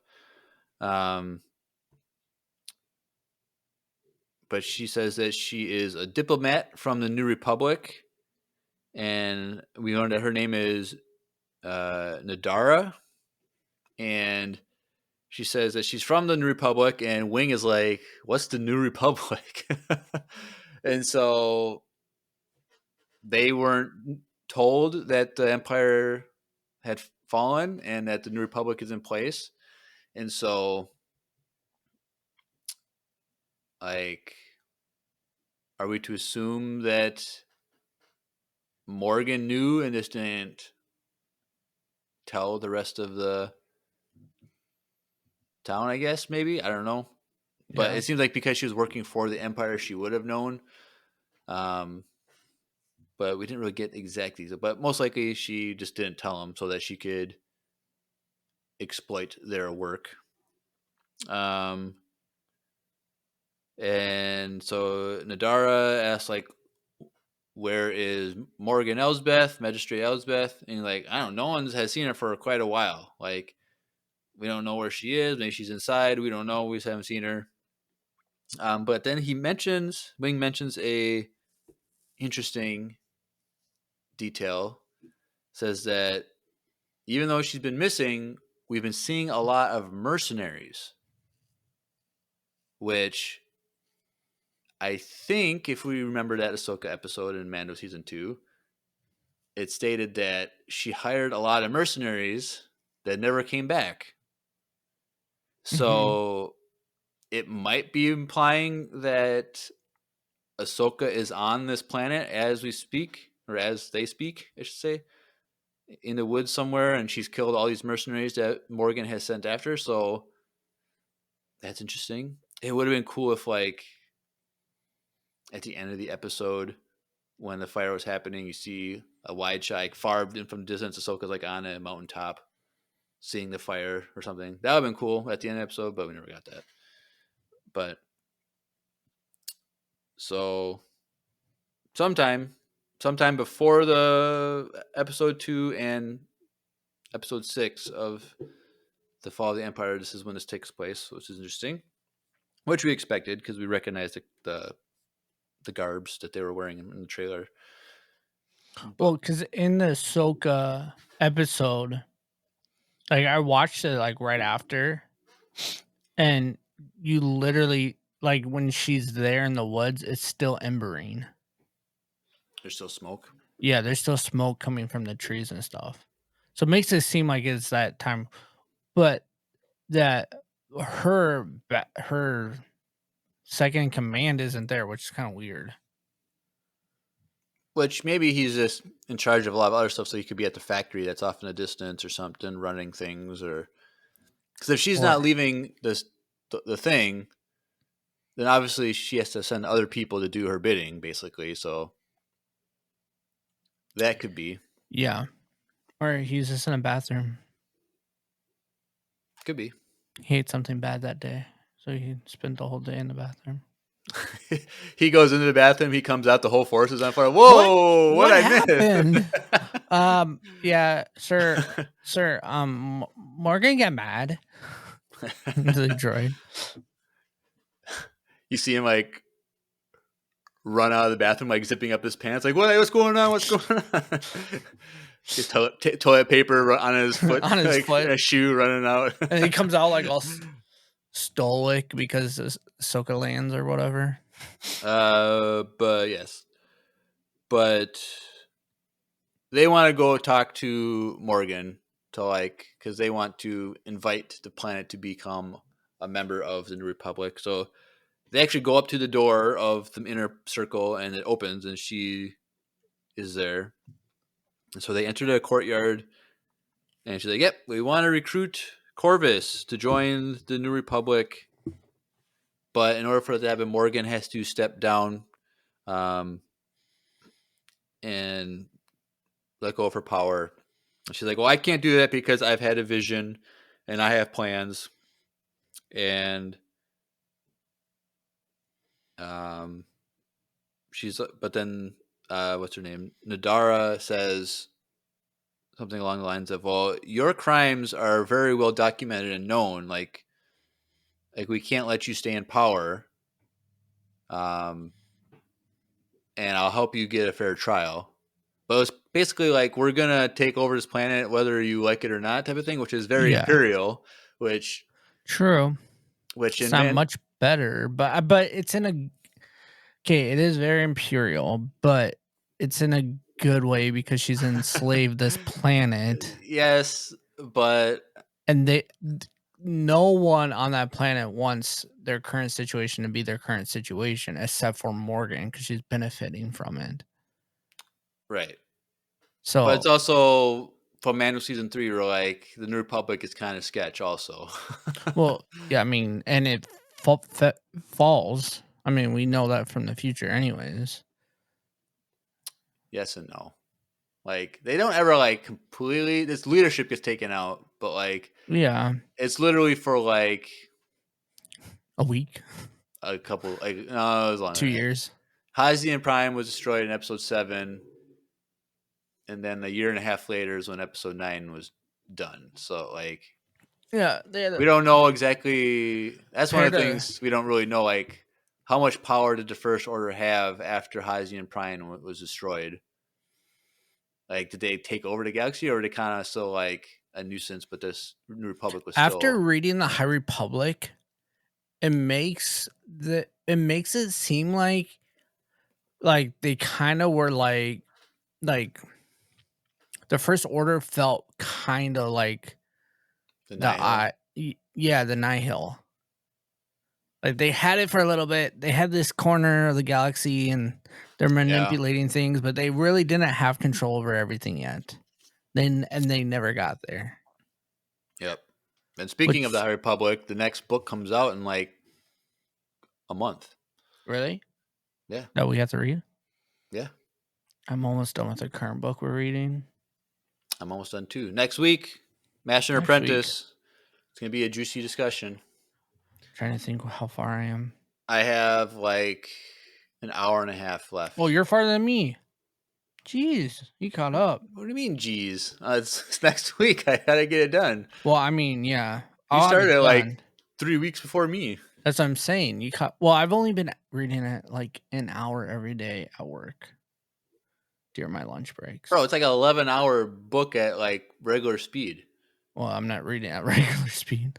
You're doing it faster? Then it should have been done by now, bro. Come on. I got 3 hours left. All right. So I had 3 more lunch breaks, which will add me up to I'll be done on Tuesday. Hopefully. Well, by math. How math works. You're the math master. No, I'm Star Wars math master. This is Star Wars math. That's not how that works. This is your math. 3 breaks. So I got tomorrow, Friday, Monday, and then just in case I have a slow Tuesday, 3 hours. And then Wednesday also, you still could finish it on Wednesday. There you go. So I got 5 hours of time. Yeah, well, hopefully you get it done. But I will. I've been enjoying it a lot. But yes, so Nadara basically says, willingly give us the planet, or we're gonna take it from you, basically. And Morgan's like, nope, not gonna happen, and commands her guards to kill her. And so she's with her with like 4 or 5 guards, which I feel like it's not enough. Like, wow, you're going to a planet that's in control by a woman who was a major factor in the Empire, and you bring 5 people. Like that she's like this warlord basically, and she's gonna have. I think it's actually less, dude. I think it's only. I think it's like she's 4. There's 1 on each corner of her, basically. No, front right. Literally 3 people, 4 in total of her. Oh, I'm watching it right now because the 4th guy is the Asian guy. Okay. So it's 2 guys on her left, the Asian guy, and the other guard, and her. Yeah, she's dumb. She was just thinking like. Well, I don't think it was her choice. That's all she had. Because it's like they're trying to go to all these, like, I think she said something like all these far out corrupt. Like the ones that are way on the front, they're more closer to the outer rim or in the outer rim type of thing. And yeah, and I also think it's one of those things. It's because the Empire fell. I think they're ignorant because assuming that this was, we don't know when this. I mean, I don't know though because the Empire has been gone for a little bit, and for her still to be like, I feel like they're just kind of ignorant with like how much of the Empire is still lingering. Well, that's what I said earlier. Like, what did Morgan tell because the people didn't know that the empire fell. They had no idea. But it's because she was part of the empire, she had to have known that it fell, but she just never told them. Yeah, for sure. But it's also kind of like here in the United States, like after the Civil War, like it took X amount of years for like every plantation in the South to be told that slavery was outlawed. Yep. And so like there are people that got freed years after and they didn't even know that there was a war and stuff. So it's They like didn't know who won it because in their mind they still were stuck. So it's literally kind of like that. Like they didn't know. and so but yeah, I just think because they're trying to reach so many planets, they just don't have the resources to send a group of 50 soldiers. Plus, they don't want to like come off as another empire, so they're not going to bring 50 soldiers to like Yeah, they're not gonna convince. come in there, which they should have though. Let's be real.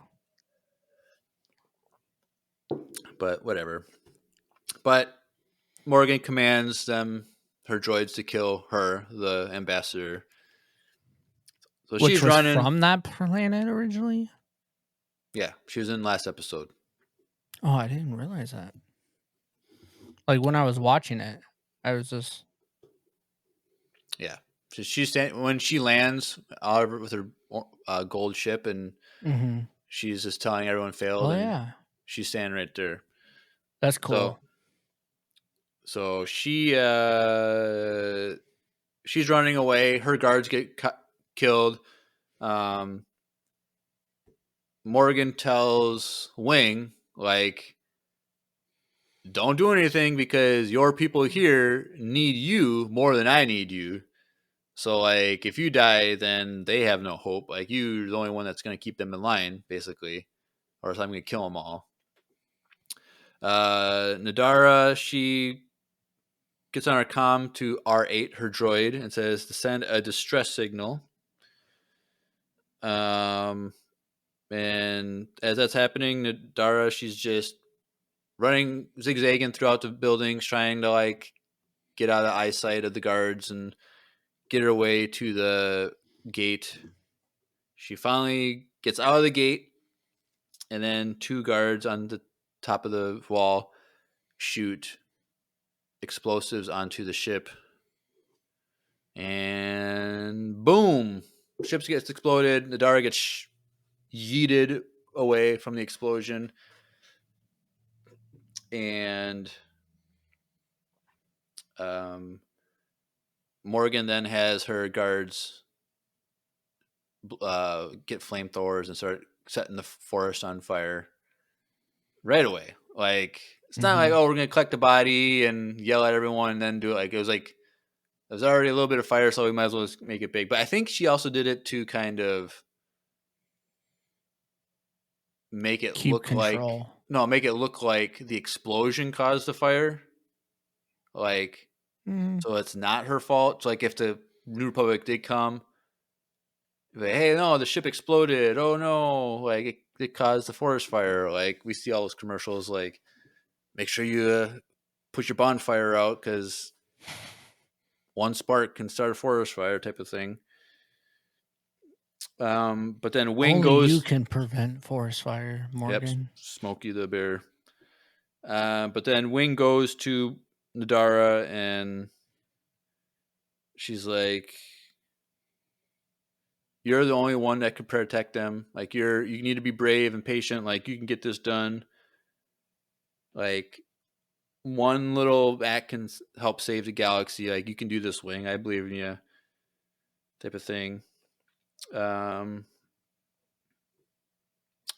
so she gives him the comm that was going to receive the distress signal back if someone called back. And there is a voice like, I got your distress signal.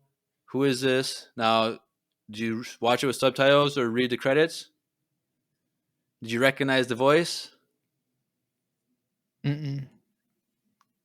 It was Bo-Katan, Katie Sackhoff, whatever her name is. Oh. So the distress signal was to Bo-Katan, which is weird. Like, why is the New Republic ambassador calming a distress signal to Bo-Katan? who's not part of the Republic. Yeah, that's confusing. But it also explains how Bo-Katan knows of Corvus, and maybe the New Republic knew that Ahsoka was on this planet, and I don't know. Somehow this is this connection of how Bo-Katan knows of Ahsoka on this planet, apparently. So that was the one thing I was kind of confused. Like, it's cool, but I'm like, why her? Like, it would have been cooler if it was Ahsoka that was called. Like, Yeah, that's literally who I thought it was. But like, I recognized the voice when I was watching it the first time, and then I checked the credits, and it was Katie Sackhoff. That's so weird. So I mean, it makes sense. So, like, maybe she was the one that told Ahsoka to go there. but then earlier in the episode, it was stated that there were mercenaries that kept working on the planet as if they were the mercenaries that were sent after Ahsoka. So, like, So maybe Ahsoka was already there, and that's then what I said earlier. But like, I don't know. That's confused. Like, why? Yeah, so that's why I don't like these episodes, because it's like they just put stuff in it, and it just doesn't. I want to know why. You know what'd be cool if they do Tales of the like Bo-Katan, and then they bring it to that point, and then you see who she calls. Because like she's not part of the New Republic, so why would she even be the part of that distress call unless she was at the time? That, or is it because they're so far out that it's just call just goes to anyone who picks up that is willing to give a helping hand? But even then, that's like Risky as heck. yeah, but like Yeah, I that's don't know. weird. There's got to be a reason. There has to Dave be. didn't come out with anything about it. No, What a scrub. He has a plan, a master plan. I don't know. Because Bo-Katan does know that Ahsoka was on that planet.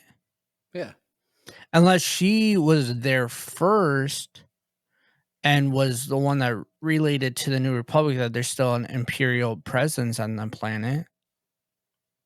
Like maybe she was there and was the one killing the mercenaries. Also, she already had the spear. So somehow she has Beskar, and that's not from the Empire, which we thought that was potentially how she got it originally. The Beskar. right. So, but she's had the Beskar spear for. But how did she Like, get that? Which but is that's why wasn't that an episode? which is what we thought we discussed earlier was should have been the second episode. Because like But, maybe she somehow she got it. Unless there was a Mandalorian presence there, and then she used her witch magic and kicked them out. I don't know.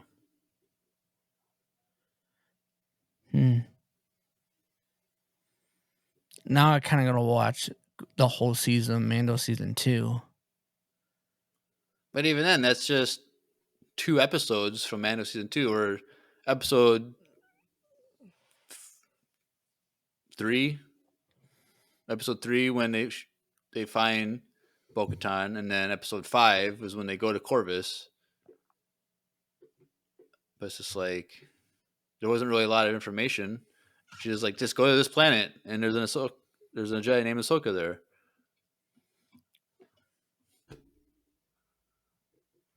So I don't know. So, is your thought process that somehow she was working with the New Republic a little bit, and then that's why I have no idea. they. So if Bogota was working with the New Republic to help kill these mercenary or help fight against these rogue empire that's still lingering, and then that's where she had the stress call, and then so then she was like, "Hey, Ahsoka, can you go there?" because there's an Imperial presence there that potentially knows Thrawn. Because remember, Ahsoka beats her and is like, "Where's Thrawn?" And that's the first time we hear the name Thrawn. Right. I think Ahsoka's on the planet during. Cause I think that's who the mercenaries are after. And Are maybe Ahsoka. Boca's with her. So when the distress call went out, it went straight to them because they're the only ones that weren't part of this. I don't know about that. Because they're on the planet. I don't know. Because I feel like the It'd be distress a lot call, less confusing if the distress call just went to Ahsoka, though. but like distress call, like was directed to someone though on purpose. Like it was. I don't feel like it was a general like anyone who can hear this. SOS. Yeah. So it's like I feel like if Bo-Katan and Ahsoka were already there, or if Bo-Katan was there, ready to get a distress signal, like she'd just be watching what was going on from a distance, or would be joining her. I don't know. This doesn't make sense. Well, but maybe Bo-Katan was the one that told him to go back there and try to I just don't think that get her out of Bo-Katan there. was working with the New Republic. Like it makes no sense why she'd be friendly She with had them. to be, though, if she was getting a distress call from them. And I'm saying that's why it doesn't make sense because it doesn't Mhm. fit her character and what she's doing. Like she's trying to like find Mandalorians and keep her people alive and like But also defeat the Empire. yeah, but they're I don't know. Because it is also like to fight against the Empire. Because she was doing that, but Mm-hmm. I don't know, unless just this Nadara lady is working under the table with people who are also fighting against the remnant. Well, and I that's what don't I'm know. thinking. Maybe Ahsoka and her were already on that planet looking for, like, maybe she was looking for Mandalorians, or there was someone said that there was Beskar there or something, or I don't know. It does. The thing that bothers me, and I think that has everything to do with it, is the her spear. Somehow, it's a Beskar spear, and when you talk to the armorer, she said you can't don't make these as weapons. You make them as shields, and that's why she melted it down because it's too dangerous. Because Beskar can step through Beskar. So somehow she was able to get this. And now that you bring that up, it's really annoying that we didn't get the story of the spear. Because I feel like that's a key part of this whole thing. Yeah, like I said, it doesn't make. I don't know what's going on. And I didn't even think about that because I didn't realize I just assumed it was Ahsoka, even though it didn't sound like her. Right. And I feel like a lot of people probably thought that too. I guess our Q&A can be like, did you guys realize it was her? Or do you think it was Ahsoka? I don't know. Or how did she get the spear? What is there, like, I wonder if there's like a comic or something that talks about the spear. I don't think so. Well, there probably will be. I don't know. Oh, But we should then just finish with. is it So done? she says she has. Earlier, she said she has a vision of things, which we think we mentioned how that vision is probably that message from the other galaxy of Mhm. witches that Thrawn awakened from the catacombs. And so, like, what she's doing from this point forward, or maybe she's already doing it, the factory on that planet, I think, is building that hyperspace ring. That would make sense. Like, I think that's what she's using Because- these resources for, what slave laborers for, is to build this. Because we get to Ahsoka and there's this hyperspace ring. Like, how did she make this? Like, And that would make sense too, because you realize that she has a technology and the resources to start building this entire new fleet. And then when that program gets shut down and Thrawn goes missing, she probably, and then the Empire crashes. They're like, why are we still building this stuff? well, it makes sense if they're like, we need to build this new hyperspace ring And I'm for also the wondering, Empire. and also like, she probably, because she's a Dathomirian witch, she knows that their origins come from a different galaxy. Mm-hmm. So like, even though she didn't have the vision yet, like during the second episode, she was still probably trying to figure out the technology to get to this other galaxy. Mm-hmm. That's why she knows. She's like, oh, the engines, like you had to change the engines because the amount of Exactly. power you need wouldn't work Yeah. with this engine. So So like, it makes sense if that's what she was keeping those people so enslaved to keep doing. so like that's what the story should have been for this arc, was her trying to get to, like, build her career, build resources to build a way to get to this other galaxy. Mm. Like, that would have been a more coherent story. Especially, like, they could have, like, literally started the first episode with her mother telling her of this galaxy and how And they then they get can't. attacked like Then right they after get that. attacked, Yep. and then it's everything she does. Yep. Then is to like honor that story that her mother told her. And defend Her people, like, to bring her them people, back, to bring them which back. is what she says. So I mean, that makes sense why she's saying that she needs to defend her people is to get to the other galaxy.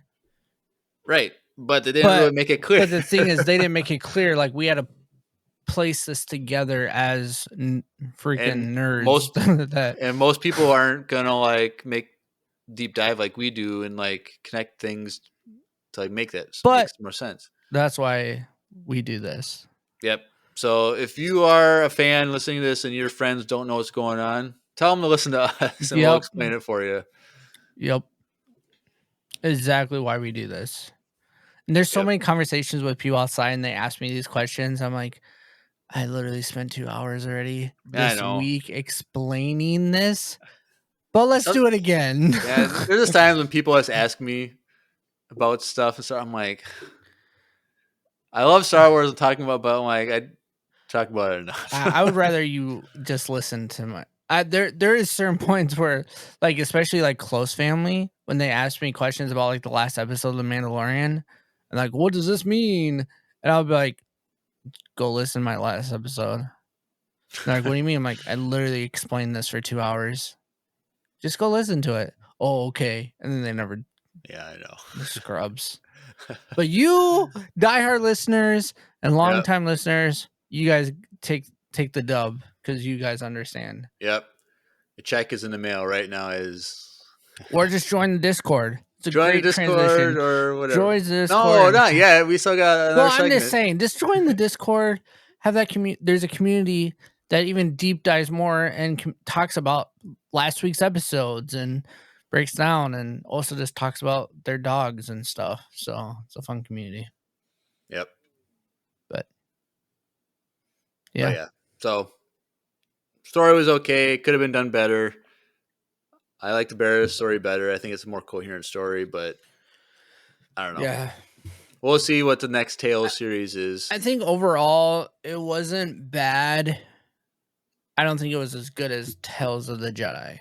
Like Tales of the Jedi was more just smooth story and story arcs of characters, and like it just worked. I mean, the current book that we're reading right now, there's a lot of Dooku talk in this story, which is really cool. And it kind of like makes you even like, it fills in more gaps throughout the Dooku story. And we'll talk about that next week when we break down the book that we're currently reading.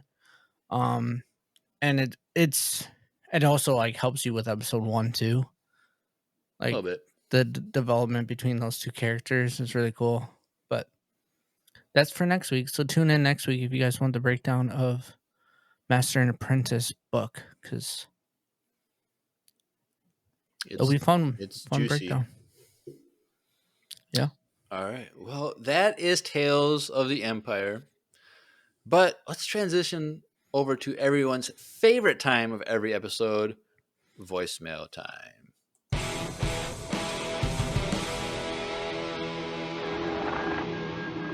It's voicemail time. All right, cool. Well, we got 2 voicemails tonight. Ooh. First up, someone we haven't heard from in a while. The Oest of G's, the GOAT, our little sister, Oh, Lucy. Lucy. We haven't heard from her in a while. And she Yeah. sent us a voicemail, so let's take a listen. Hello, everyone. It's Lucy. Who is Lucy, you may ask? You sound vaguely familiar, but 6 months older, you may say. Or perhaps you say, I have no idea who you are because I started listening in the past 6 months. Well, I'm Lucy, and I used to send in a lot of voicemails, and I was in the VCU, and I was very involved in this community until I wasn't.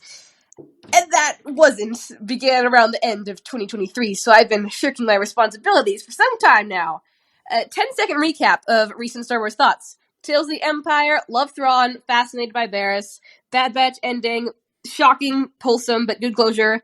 Also, thanks to everyone for supporting me, even when I disappear from Empire Radio for months. We are at the 2-year mark of my podcast, and I'm very grateful to you all.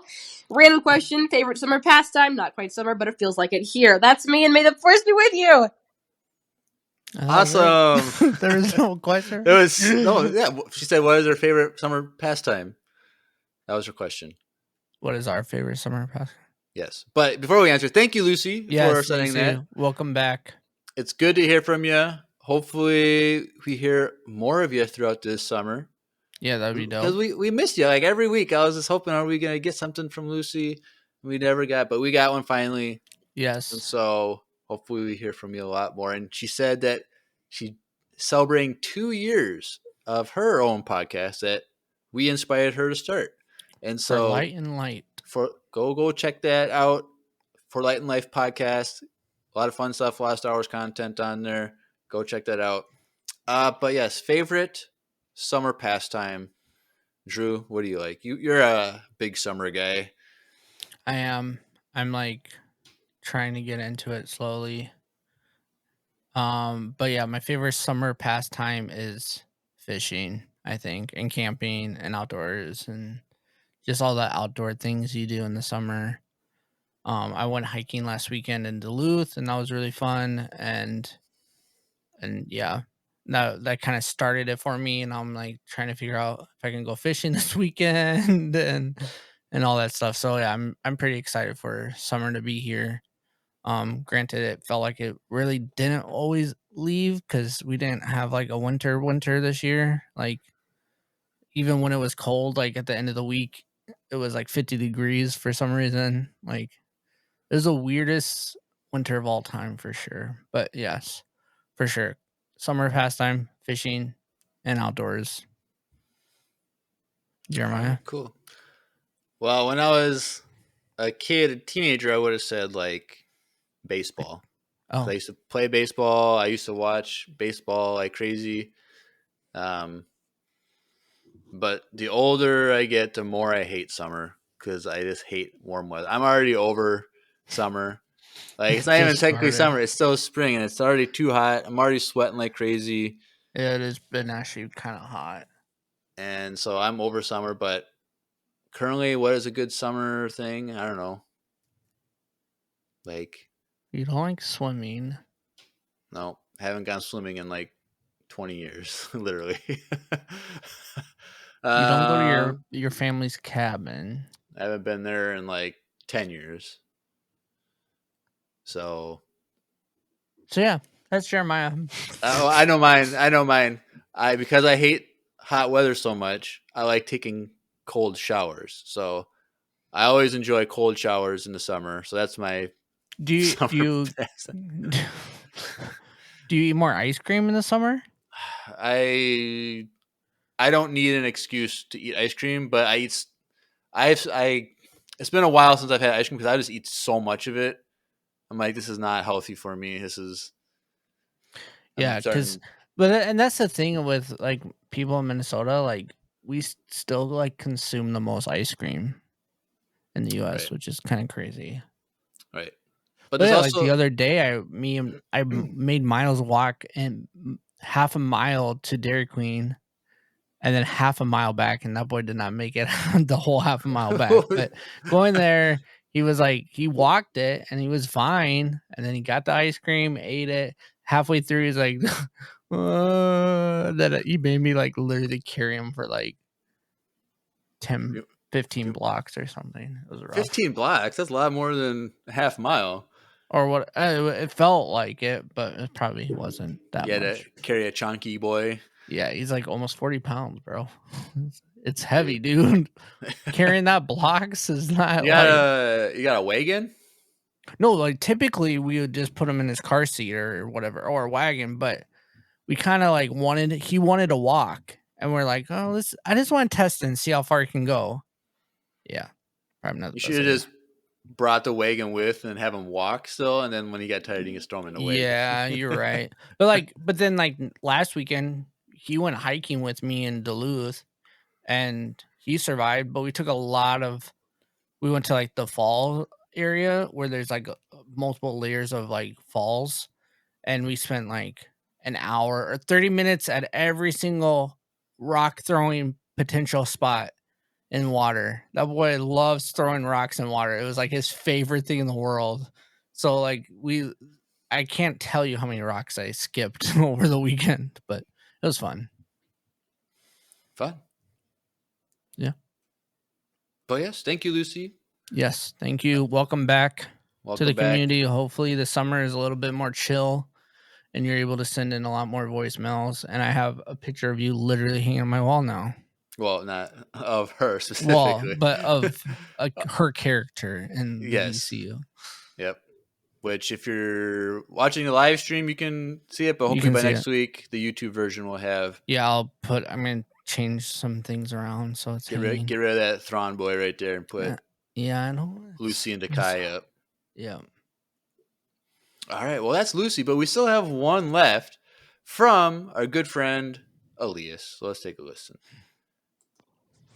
Hey, Empire Radio, it's me. I'm back. Yeah, with another question. And here's my question. What's something that no matter how much anyone paid you, you would never ever do? Probably for me it would be like, I don't know, go to space. I feel like that would be way too stressful. Just like getting launched out there and all. But yeah, there's my question, and see you next week. All right. Thank you, Elias. Elias, 2 weeks in a row, you've asked the coolest question. What was this question last week? I don't honestly remember, but I remember it took us we spent like 40 minutes on it. I don't remember what it was, but it was. You guys asked some weird, crazy questions. This one was like. Oh, it's our pet peeve. Oh, yeah, there was that. Yeah, we talked about that for a while. But. Yeah. This is a good one. But this is like. There's so many answers to it, though. True. Like, I'm not going to murder someone for $1 million or $1 billion. True. See, there you go. That's yours. You're not going to murder someone. But does that mean Elias would? No. I don't know, Elias. Does that mean you're going to kill someone for $1 million? That seems a lot more stressful than going to space. Yeah. I'm going to keep it in the same theme though. Yeah. Because obviously, yeah, killing someone. No, I would never do that. But that's an easy cop out. I feel like. For me, it'd be diving in a submarine to go see that Titanic. Oh. Because we all know how that turned out. But also, it's just like you're that bored because you're that rich that you just wanted to, dumb. To be fair, it was a sketch submarine in the first place, but facts. But also, they have submarines that go down there that they actually know what they're doing and it works just fine. So, but right, I wouldn't. The thing is, though, but either way, I wouldn't. Even if it was a submarine that you're gonna be fine, I probably wouldn't do it because I don't care. Yeah. Would you do skydiving ever? Yeah, for sure. I've actually wanted to do that. Would you go bungee jumping? No. No? No. More people die from that, I feel like. Maybe. I don't know. But speaking of submarines, did you hear that they just found this old ship in Lake Superior? No, I didn't. Yeah, like a really, really old ship that like they were bringing salt to Minnesota through like in Lake Superior, and it went missing. And a whole crew, and they just found it, and it was like a really like old wooden ship. So it's kind of Fun. cool. But yeah, no, I would not do that. But oh yeah, would you skydive for $1 million? For $1 million, maybe. Yeah, you would. I don't know. Bro, come on. For $1 million? Why wouldn't you? You would do it. And know that you're gonna like the chance of you dying is not that high. I'm trying like you're strapped. It's not like you're doing it yourself. Like you're strapped in. You got a guy. You'd be fine. I don't know. Maybe. I just like have no desire to go skydiving, but I get it's True, $4 but million. it's whatever you would do. Maybe. But yeah, killing people, no. I would not be a bounty hunter.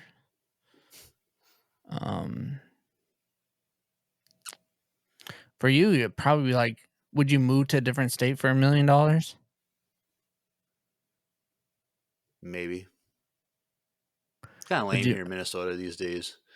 Wow, that's aggressive. What I need to do, move to a state that doesn't have Summer? income Alaska. tax. Doesn't have income tax, so then I don't get taxed on that $1 million that I'm given from the state level at least. Alaska? There's like, I don't know, like 10 different states to have it. It's like Texas. Well, I'm just thinking of a state that's cold because you don't like hot. Yeah, but there's Alaska is just so woody, outdoorsy. Too many trees. I need good internet and a good bus system. Yeah, not Alaska. All right. Well, thank you, Elias. What was your answer? Kill people? I don't know. I thought I said something. What did I say? You just said that you just wouldn't kill someone. That I wouldn't. I would bungee jump for $1 million. Sure. I feel like bungee would be bad for my back. I don't know. Probably, but with $1 million, you could fix it. I'd be dead for the rest of my life. Or it fixes it. You go off and it just oh, that'd be dope. So yeah, just kill someone. Yep. All right. Well. All right. Thank you, Elias, for that question.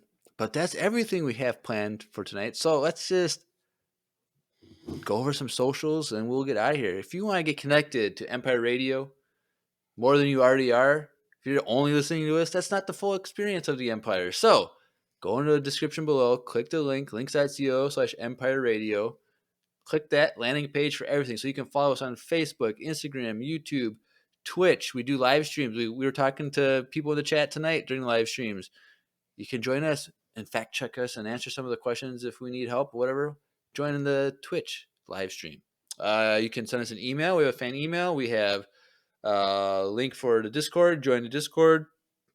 There's a link for voicemails. If you've never sent in a voicemail, what are you doing with your life? Like, facts. We'd love to hear from you. As long as it's family friendly, we'll play it on air. And also, we're part of needlesslynerdy.com, which is an entertainment network that has all kinds of other podcasts and articles and other nerdy content if you like that as well. But I think that's everything. So, like we said earlier, and we've been saying the last couple of weeks, but next week is Master and Apprentice book review. So that's going to be a fun discussion. There's a lot to talk about in that book. Then after that, we'll have a bonus episode released on a Sunday. And then we'll have a Comics with Grace episode 2, which we'll be going over a little teaser, some Vader comics. So get excited for that. I'm excited for that. Yep. And then after that will be 7 weeks of Acolyte episode breakdown. So go excited for that. And then we don't have anything specifically planned, but there's some ideas popping around for after Acolyte. Maybe a Bad Batch fan fiction season 3, maybe. Who knows? Who knows? Who knows? It's been in the work. It's been people been asking for it for years. Maybe I'll dabble in that. Have Who you been knows? dabbling yet? I need to re-listen to all my episodes. Oh Lord. But it's like 7 episodes. I gotta re-listen to get refreshed because I don't. I like I said, I know how the last scene I want to end, the final episode. And it's not the last scene of what we already got, right? Right. There's gonna be no similarities between season 3 of Bad Batch and what we. So I was happy because I was like, I hope they don't do this in Bad Batch finale because then it's gonna sound like I'm copying. Yes. So, but I gotta get on that. But there's just other things that we can do too. Like who knows or what's going to come out over the summer. So we're just kind of waiting to see what's happening. But send in those voicemails. Join the fleet. Yep, join the and Discord subscribe because to us on YouTube.